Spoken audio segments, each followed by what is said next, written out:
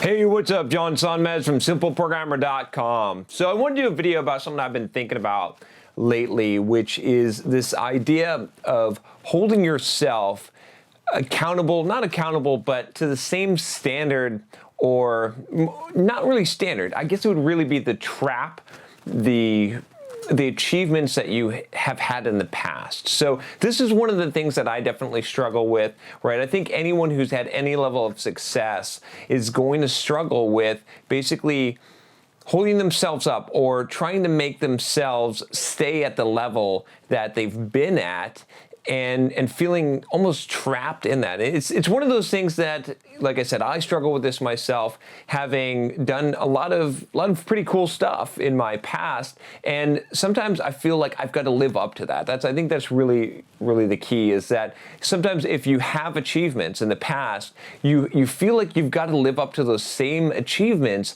even though they may not serve you anymore, even though that might not be who you are anymore, or it may not be the direction that you need to grow. So I'll give you a few examples here just from my own reference, my own frame of reference, and maybe some of these will ring true with you, but you can see how this applies to you. But for example, one of them is, I don't know if you've seen my video on that I read 72 books last year, right? So sometimes I'm thinking to myself this year, man, I gotta read at least that many books or top it this year. And that's kind of crazy, right? Because just because I've been doing that doesn't mean that I need to continue doing that.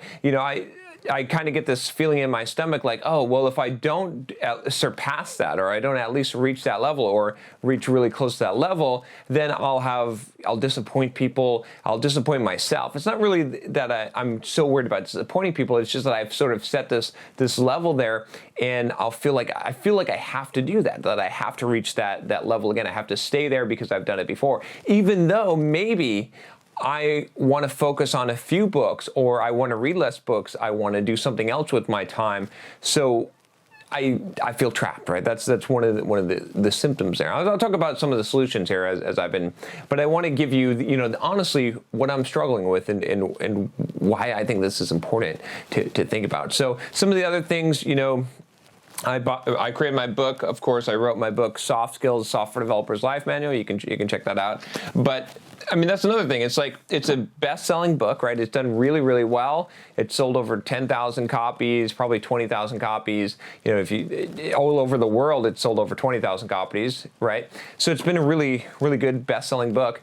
But now I've got a new book coming out, and now it's sort of like, oh, I got to reach that level, or I got to pass that level. And I fully intend to with my new book. You can sign up for the free chapters on the new book here. It's called The Complete Software Developer's Career Guide. Should be out in probably about 2 months. I'm working on doing a super big launch for it.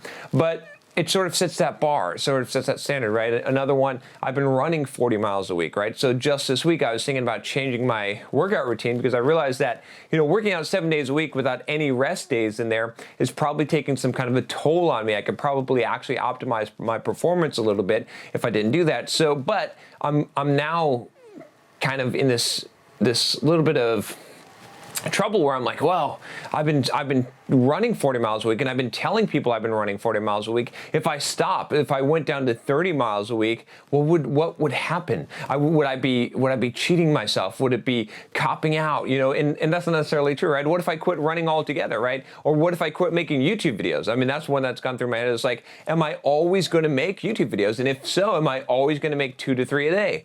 I don't want to be trapped in that, right? Doesn't mean that I don't like making YouTube videos. I do, but I don't want to be trapped, right? It doesn't have to be, and it's kind of a contradiction, right? Because some of the things that have made me successful are setting these rules and setting these very high expectations for myself. But what I have to recognize, and what you have to recognize, is that sometimes those expectations no longer serve you. Sometimes those things, they get you to the goal, right? They get you to the finish line, but sometimes you got to be ready to drop them. And with YouTube, for example, what I want to do is hit 2,000 videos on this channel. That's why I'm doing so many videos, is I want to get to that point. That's sort of my goal. And at that point, I don't know what will happen. We'll see. Maybe I'll continue to do videos at this rate if I want to, but maybe I might do a few videos a week, or maybe I'll stop doing videos altogether. I don't know what will happen, but I'm giving myself the creative freedom to be able to do that. The other thing with that also is, even with YouTube videos, right?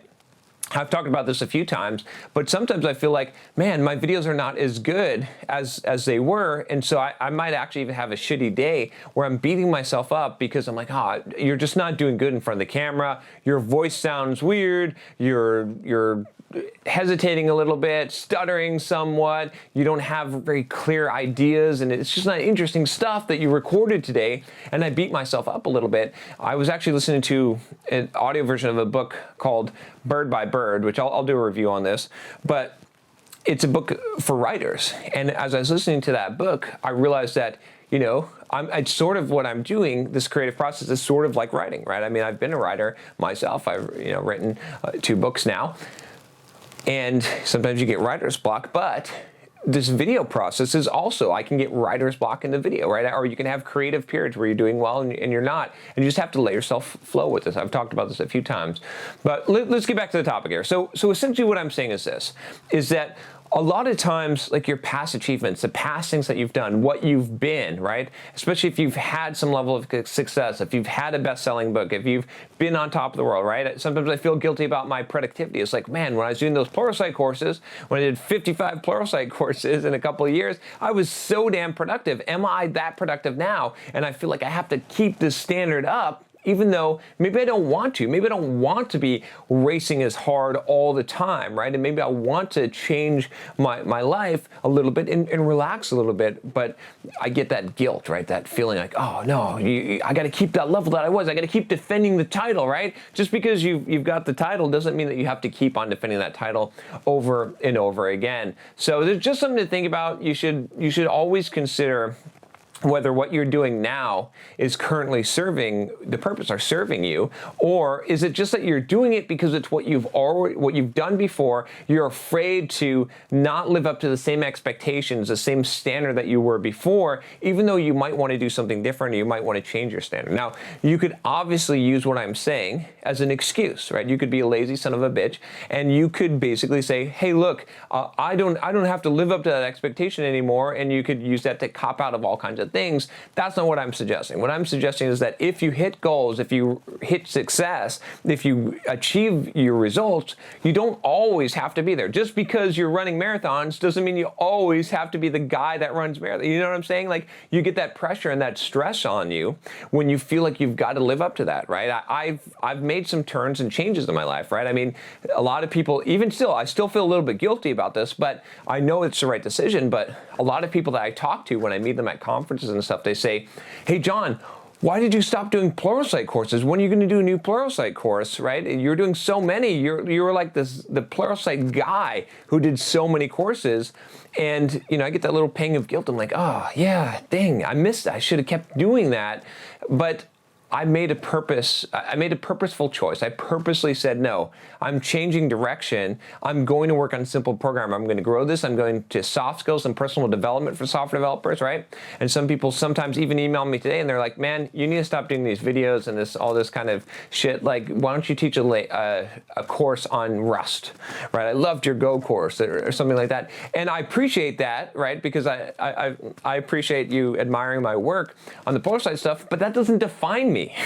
That's not all that I'm about. You can't say, oh, you should stick to the technical content, John, because that's what you're good at, and that's your box that you're putting me in. I'm not going to hold myself to that expectation. I'm not going to live my life in captivity doing something that I was successful at before, just because I was successful before, just because that's what I'm known for, just because that's my title. I'm willing to start over and scrap it. And with Pluralsight, it was a tough, gut-wrenching decision to say, no, I'm not doing any more Pluralsight courses. I'm going my own direction and doing my thing. I love Pluralsight. I love the opportunity, but no, I have to do this. And some people looked at it and they're like, man, that's freaking foolish, because you're making so much money. You're making millions of dollars if you do Pluralsight courses and continue to do it. What are you going to do with Simple Programmer? But now Simple Programmer is growing to the point where, it's in a year, maybe it might be $1 million company, right? And so it's changed. I had to make that choice. It's what served me better. It's my purpose and my goal in life. And so, that's the other thing to think about. What I'm doing now is not what I'm going to be doing in 5 years. Not in this form, right? I might not be recording videos. I might be doing a lot of different things, right? I have a lot of different ideas, and I'm gonna let myself grow. I'm not gonna hold myself back. So I'm changing up my workout schedule this week. It's gonna shake things up. I've done some other changes in the business, and you know, I expect to do more in the future, but it's something that I struggle with, right? And I think anyone who's had success in an area and has been known for a thing can relate to this. But I'm working on it, and you know, it helps obviously to do these videos, to talk this out, to say, hey, look, this is what you got to do, John. Is you got to basically say, look, your past cannot define you. You have to reinvent yourself all the time. To, you know, if a person is going to grow, they're going to change, and when they're going to change, what they do is going to change, and that's the key to it. And you know, what got you here won't get you there, right? That's I haven't read that book, but it's a good book. It's what I've heard, but it's a good phrase, right? That's one of those things that I think is really important to remember. And so you got to grow, you got to change, you got to pick the next thing and move on. And that's what I'm going to continue to do. And hopefully you can do the same, right? Don't let something define you just because that's the thing that you've had success in the past, right? You will have other successes. You don't have to defend that one title. If you're tired of boxing, get out of the ring. Go do something else. You don't have to defend the title just because you held it at one point in time. All right, that's enough about that. If you like this video, if you want to get more coaching, inspirational, motivational devices, go ahead and click that subscribe button below, and I will talk to you next time. Take care.